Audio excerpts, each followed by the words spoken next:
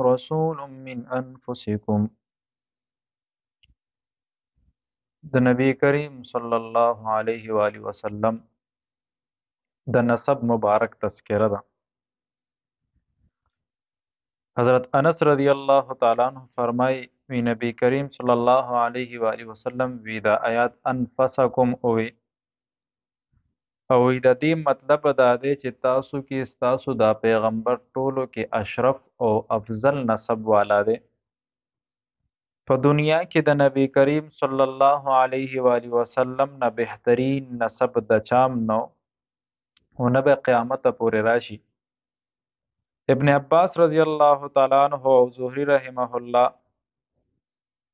دی د یو حدیث نقل کوي چې نبی کریم صلی الله علیه و آله وسلم فرمای چې زما په نسب کې حضرت آدم علیه السلام نواله تر حضور پاک صلی الله علیه و آله وسلم پورې څوک داسې نو په آبا او اجداد کې چې هغې چرته بدعملي څه زنا کړي، نه د شانته د مور په دې نسب کې و چې هغې څه بدعملي څه زنا کړي.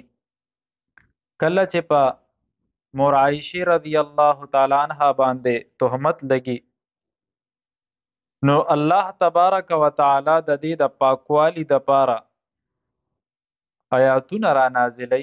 په هغه آیاتونو کې د دې پاکوالی ذکر کیږي. نو چې کله د پیغمبر په خاندان او په نسب کې څوک داسې نه نو الله پیغمبر له به څنګه داسې بیبي ورکوي چې د هغې په نسب باندې داغ ولګي، نو هغه بیبي هم پاکوه.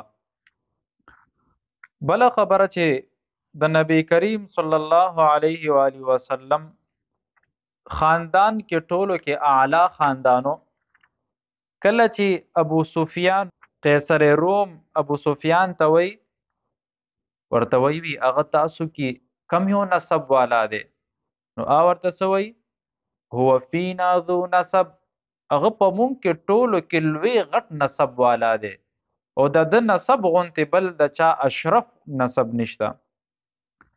نو قیصر روم ابو سفیان ته جواب ورکوي وکذلک الرسل تبعث فی احساب قومها، وی دا د نبی علامت دی وی چې ټولو کې اعلی نسب کې به دی وي.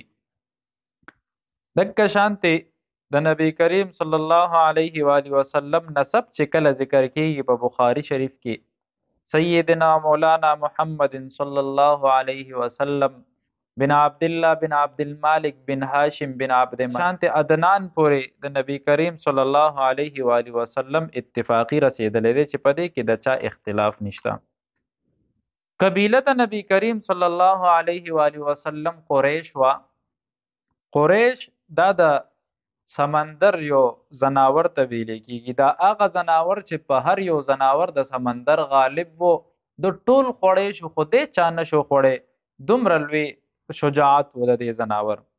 ابن عباس رضی الله تعالی عنه نه یو ځل تپوس کیږي وی تاسو دا وایي چې حضرت عباس رضی الله تعالی عنه ډیر اعلی سړی دی، خو موږ ته د دې وجې تسمیه ووایه چې قریش ته قریش ولې ویلې کیږي، نو هغې ورته سو اشعار وي وقریش هی التي تسکن البحر بها سمیت قریش قریشا.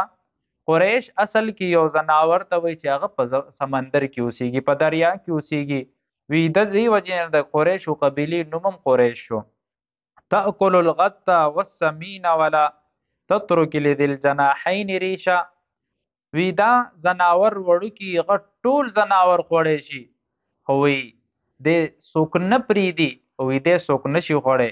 هکذا فی البلاد حی قریش، وی دغه شانتې قریش په هر یو ښار کې ژوندي دي. یأکلون البلاد اکلا کمیشا، او وی دغه شانتې تیزۍ سره وی دا ټول ښارونه خوړی شي دي، وی دومره طاقتور دي.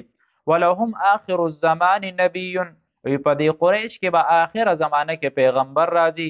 یکسر القتل فیهم والخموشا، وی دی به نافرمانه او هغه خلک چې کم په ده باندې ایمان نه راوړي وی قتل کوي به او ډېر زیات به زخمي کوي. بیا د دې په دې نسب کې ټولو کې آخرنی چې کم نبی کریم صلی الله علیه و آله وسلم نیکونو کې نږدې دی هغه هاشم و. هاشم امام مالک امام شافعي رحمه الله فرمای وی د کم اصل نومو وی هغه هاشم نو وی هغه امر و، خو یو ځل قحط سالی راغلی وه په مکه مکرمه کې، وی د زناور یې ذبح که او وی روټۍ په کاسو کې ماتې کې په دې خلکو باندې ټول مکې والا باندې وخوړې وي. دا شانتې څو پیره د عملونه وکړه. نو وی د دې وجې نه وی خلکو په ده باندې نوم چې کم دی نو هغه هاشم کېښو، او هاشم هغې ته ویلی کېږي وی چې چورکي روټۍ چورکي په کاسه کې وي دې ته هشم ویلی کېږي. څو ځل داسې شوي قبایل عرب او بني اسرائیل او هاشم ته خپلې لوریانې ورته پیش کړي وی چې زمونږ د لوریانو سره دی نکاح وکړي، خو هغه به انکار کولو د دې نه. ډېر زیات حسین او ډېر زیات جمیل او یو شهزاده شانتې و، او د ده وفات د 25 کالو په عمر کې شوی و.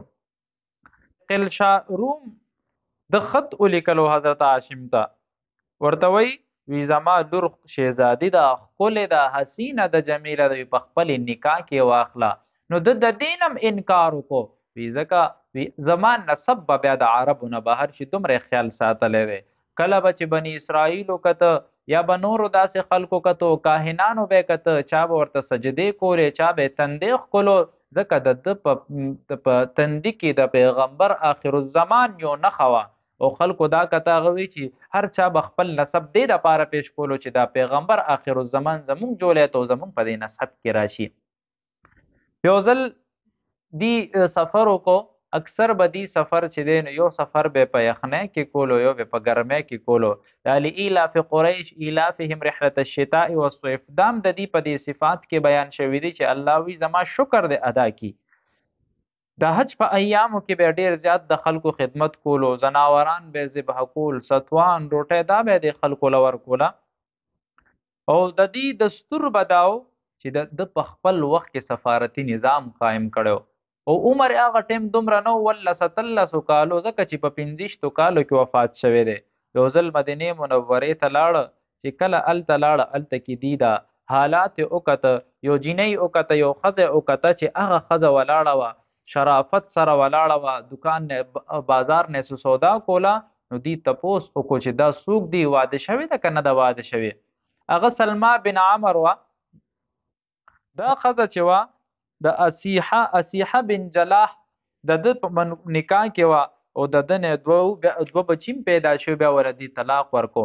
نو حضرت هاشم دې ته پیغام د نکاح ولیږلو، چې کله یې نکاح پیغام ولیږلو دی قبول کو. نو دلته کې د دې ولیمه چې کله وشوه بنو نجار قبیلې نه وه، په مدینه منوره کې څو ورځې قیام وکړو چې د دې حمل ټیراو شو. نو په دې نه عبدالمطلب پیدا شو. په دې وخت کې د ده سر ویښتو کې سپینو، نو دی پې شیبه نوم کېښو. نو دا داسې وخت و چې په دې کې په لاره روانو، په غزه کې د حضرت هاشم وفات شو. نو دی هم دلته کې غزه کې په لاره کې دفن کو. نو بیا مطلب چې کله د حضرت هاشم رورو، نو د ځان سره بوتلو چې یاره د ده د اخرنۍ علامت دی د دې رورم.